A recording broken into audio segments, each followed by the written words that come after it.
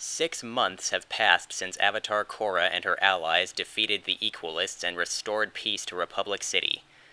Now Korra can go into the powered-up Avatar state at will, and has finally mastered airbending, as far as she's concerned anyway.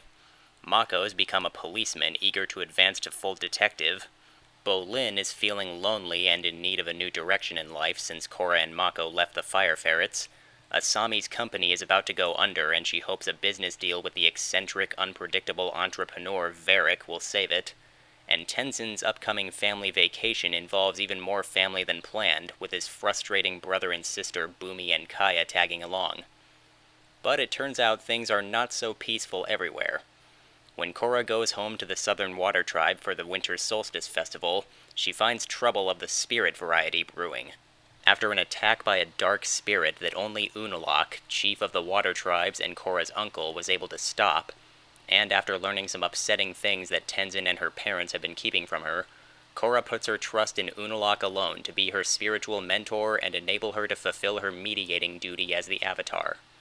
Unalaq's plan for restoring spiritual balance and uniting the culturally diverging northern and southern tribes begins with having Korra reopen portals to the spirit world at the North and South Poles. However, this is only the beginning of what will prove to be a much bigger step in Korra's Avatar journey than she ever would have guessed. With conspiracy and betrayal within her own family, civil war, her first time experiencing the terror and beauty of the spirit world, and finding herself humanity's only hope in a re-emerging conflict that far predates even the Avatar. So in terms of visuals and music, if you want me to talk about the general quality of the artwork, design, style, animation, score, etc., I'm going to say just listen to my Season 1 review again. Partly because I'm lazy, and partly to save time, since pretty much everything I noted about the visuals and music in Season 1 applies to every season of this show. They remain very, very good, artistic and handled to great effect. So instead of saying more or less the exact same things about their overall quality every season, I'm just going to spend this part of my Seasons 2, 3, and eventually 4 reviews talking about visual and musical things unique to the specific season in question.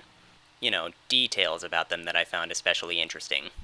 And I suppose noteworthy things about this season start with the fact that it was animated by 2 different studios. Studio Pierrot, who have worked on anime like Naruto, Bleach, and Yu Yu Hakusho to name just a few, and Studio Mir, who handled the animation of Season 1 and apparently were initially reluctant to return due to what an exhausting workload it was the first time around. In the end, Studio Pierrot animated the first 6 and 9th episodes, and the rest was animated by Studio Mir. And maybe it's just my crummy attention span, but I may never have noticed if I hadn't read about that on the internet. I certainly never felt like the Pierrot and Mir episodes had 2 really distractingly different styles clashing. Which is kind of funny, since in the 2-part episode about the origin of the first Avatar, they deliberately give it a different, more stylized look. Influenced by ancient East Asian art like ink-wash paintings and woodblock prints, meant to make the setting feel like that much more of a different time period. And it does indeed feel like a totally different world than the one Korra and company know. The visual style plays a big part in making the 2-parter the captivating, wondrous experience it is. Speaking of, for all the problems people have with Book 2, I think the parts exploring the spirits and the Avatar mythos are actually pretty strong. The look and nature of the spirit world, the neat spirit and creature designs, and the whole concept of the eternal struggle between the spirits of light and darkness, which goes on regardless of what happens to the puny, foolish humans in the process.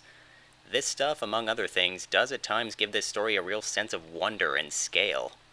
And we get a lot of that from colorful, creative visual marvels, and a soundtrack that continues to complement the amazing sights on screen, especially during the aforementioned first Avatar Origin episodes and the final couple episodes of the season, with some serene yet grand and poignant music. One more visual thing I really dig is the way the spirits themselves are animated. It makes them come across as not so intangible that physical attacks just go through them, but still very otherworldly in their movements and material.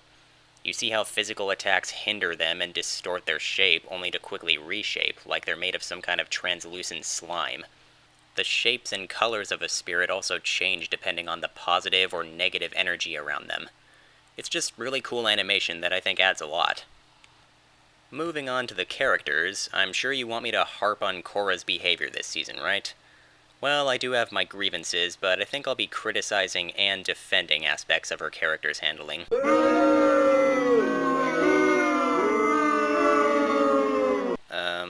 Let's start with what everybody hates. On and off, during the first 5 or so episodes, Korra does come across as, well, bratty.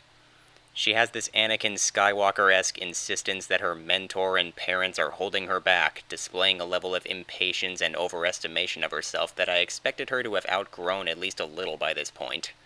More on that later. Almost every time she talks to Mako about how pissed she is with Tenzin, her father, or the Republic president, she ends up berating him for quote-unquote taking their side, when Mako's really just trying to balance being supportive with being rational. This makes it feel like Korra cares more about getting validation than getting her boyfriend's honest thoughts on anything. Which I actually think is more realistic behavior than most of us care to admit, just not very endearing for our heroine. She also uses the freaking Avatar state just to win a silly little race with the Airbender kids. She even threatens a judge and thuggishly tries to intimidate him into changing his verdict. I know at the time she was passionate because it concerned her family, and I know she's supposed to be an aggressive, flawed character, but geez. So yeah, I totally understand why so many people lost their patience with Korra this season. She certainly wasn't at her most likable or brightest in the first few episodes. But to be fair, even though her behavior can get a bit obnoxious, at least on paper there's always a reason for it, even if it's not enough to make you sympathize more with her than whoever else is involved. For example, everybody likes to joke about how obvious it is that Unalaq is going to be the villain, and yeah, it is, just look at this shot. But even though the audience could smell bad guy the instant they laid eyes on him, I can't exactly call Korra stupid for trusting him at first. It sucks to see her turn her back on Tenzin as her mentor, but since Unalaq was the only guy who was of any use against the first Dark Spirit, and with more on the way, it does sort of make sense to go with him and what he can teach her. He's also doing a pretty clever job of getting on her good side with his "unlike Tenzin and your father, I respect and believe in you" act. And who wouldn't be at least a little frustrated about parents or teachers making your decisions for you or keeping big secrets from you and insisting that it's for your own good? Nobody takes that well, especially not a teenager like Korra. I do like seeing the creators making use of how, unlike Aang, the Avatar in this series has living family, and a civilization that's not extinct but in a state of cultural divide, tension, and impending war. Which does really help keep these earlier episodes engrossing. I guess what I'm trying to say is, yes, Korra's attitude in the first few episodes can be grating at times, but given the circumstances, I never found her entirely unsympathetic. What actually bothers me is not this kind of behavior in and of itself, but rather how Korra's characterization seems to have taken a big step backwards. Almost like Season 1 and what a humbling experience the ordeal at the end should have been for her never even happened. Season 1's ending and the culmination of Korra's character development there weren't perfect, but it did feel like she came out of the whole experience with a greater appreciation for her power and identity as the Avatar, and at least a little wiser than when she started. But Season 2 quickly cheapened that by basically starting over with her character, having her act even more cocky, entitled, and ill-tempered than she was back at the beginning of Season 1. I think I actually have fewer complaints about this season overall than a lot of other people, but this I have a problem with. I'm not above cutting the creators some slack though, since I'm sure this is a result of not being sure what to do with Korra's character next, because Season 1 was originally going to be one mini-series. It was intended to be Korra's whole story, but suddenly they've gotta come up with 3 more seasons. Considering what a pain in the ass it must have been behind the scenes, and despite our main character feeling regressed and mishandled for a few episodes, things did really improve at the Avatar origin episodes and onward.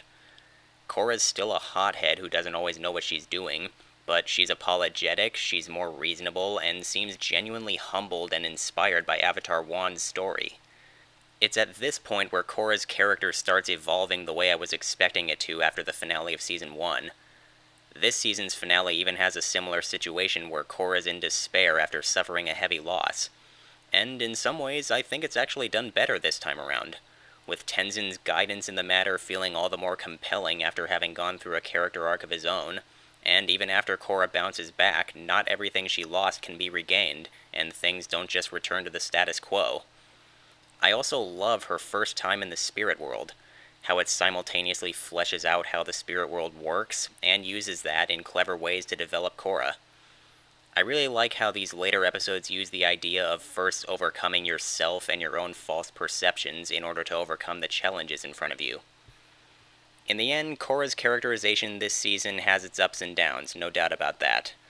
But I can tolerate or make excuses for some of the downs and really enjoy the ups.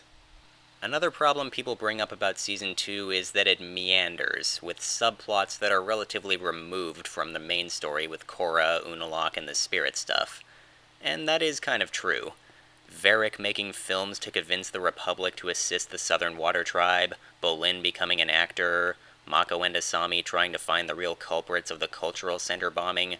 They're all put into motion by the Water Tribe Civil War, which was a result of Unalaq's dastardly plans involving the spirits, so this stuff isn't completely unrelated to the plot at large, but they don't ultimately contribute much to it either. They do feel a little too much like B stories the creators came up with to give the supporting characters something to do and to pad out 14 episodes. There's even an episode with a subplot where Milo and Tenzin train a flying lemur. Really, writers? Really? I guess they wanted us to spend some time with each of Tenzin's 3 kids this season, but I would not rather see this when the writers could have spent this time focusing on Jinora's growing connection to the spirits. You know, giving her big role later in the story some more build-up and just making the season's writing overall a little smoother. But aside from the lemur training thing, I mostly don't mind the subplots. I really like seeing the interactions between Tenzin, Kaya, and Bumi, the light it sheds on their childhoods, showing that even our beloved hero Aang wasn't always a perfect parent, and we even get some pretty heartwarming moments out of it.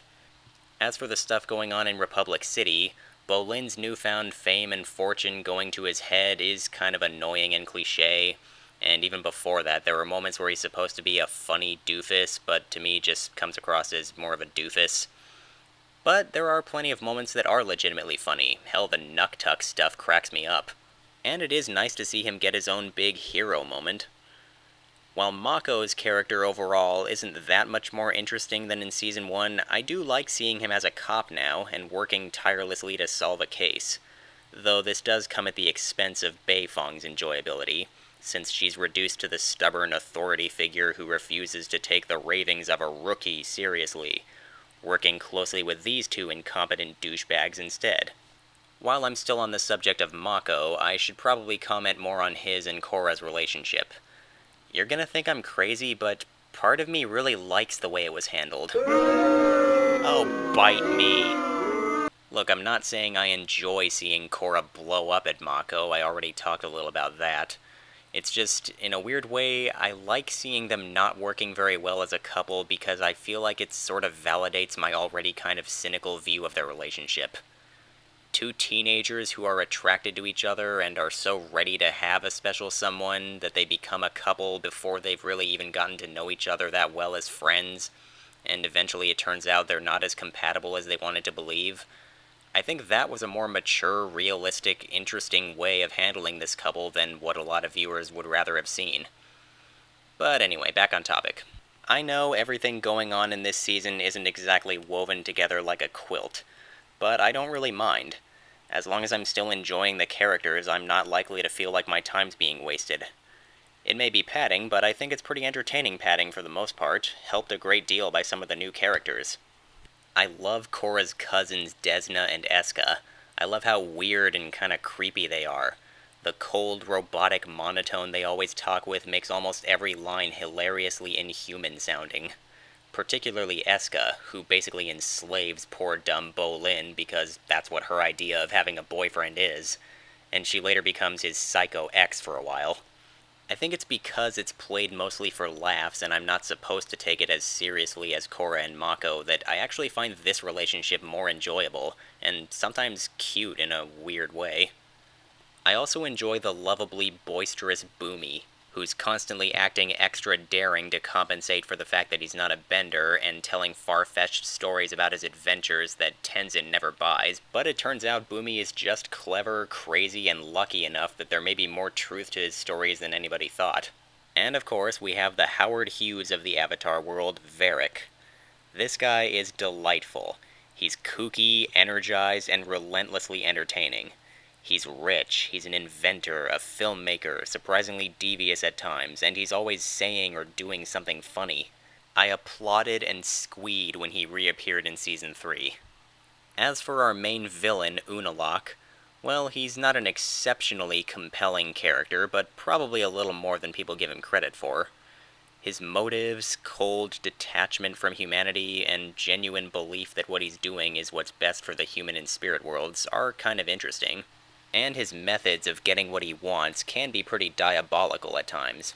But if Unalaq doesn't quite do it for you as an antagonist, we're later introduced to the embodiment of evil and chaos, threatening to destroy the world as Korra and company know it.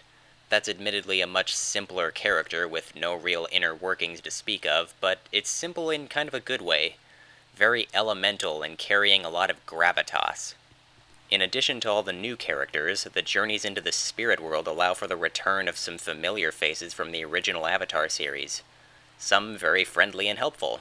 Others, quite the opposite, but it's still cool to see them again. Overall, The Legend of Korra Book 2, Spirits, is regarded by some people as a great big disappointment, but I'm not one of those people. My feelings towards it are more mixed to positive. It is flawed, it is weaker in several aspects than what we've come to expect from these creators.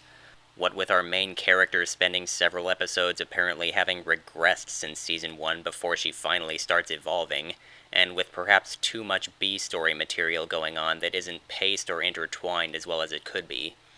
But I guess for me, most of the problems didn't feel so problematic that I ever thought it was bad. The animation, background art, and music are still incredible. I do still enjoy the earlier episodes enough. I think the funny parts are funnier this season. I adore the story of the first Avatar and how much it further enriches the mythos. I like the growth as a character and Avatar that Korra eventually gets in the latter half of the season. And I love the grand sense of wonder and epicness, and the exciting prospect the season ends on. In short, Season 2 is far from perfect, and I understand the flack it gets. But personally, I never disliked the weaker parts nearly as much as I liked the good parts. I enjoyed a lot and still think it's more than worth seeing. Thanks for watching, and I shall return in my review of Book 3, Change.